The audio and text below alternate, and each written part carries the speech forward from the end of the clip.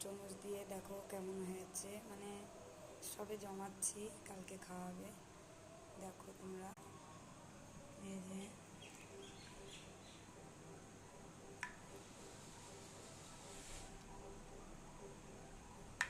কালকে করেছিলাম শুধু দই দিয়ে আর বাদাম দিয়ে, ভালোই লাগছিল। আজকে টরমুজ দিয়ে করেছি। আর এই যে এটা তোমার দাদাভাই চিহ্ন করা মিষ্টি ছাড়া, আর আমাদের এগুলো মিষ্টি দেয়া।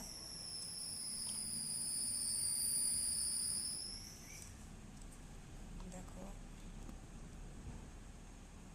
এটাই একটু বেশি হয়ে গেছে, দাগ অব্দি জল দিতে হয়। দেখো এত মনে হচ্ছে একটু বেশি হয়েছে, আমার হাতটা কাঁপে তো, ওই কারণে একটু কেঁপে বেশি পড়ে গেছে। আমার নার্ভের দোষ আছে, ওর জন্য হাতটা খুব কাঁপে। দেখো কটা চায়ের গ্লাস নিয়ে আসতে হবে। এই যে এটা বাড়তি হয়ে গিয়েছে ছাঁচ ছাড়া, এটার মধ্যে দিয়ে দিই। বাদ বাকিটা চায়ের গ্লাস আনলে ভালো হয়, আমার জলের গ্লাসে দিয়ে দিলাম বাদ বাকিটা।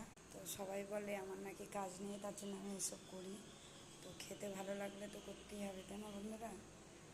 নাহলে কোথায় পাবো, কিনে কত খাবো? প্রত্যেক দিন তো বানিয়ে খেতে নিজের হাতে, খারাপ হোক ভালো হোক, নিজের হাতে ভালোই লাগে, তাই না?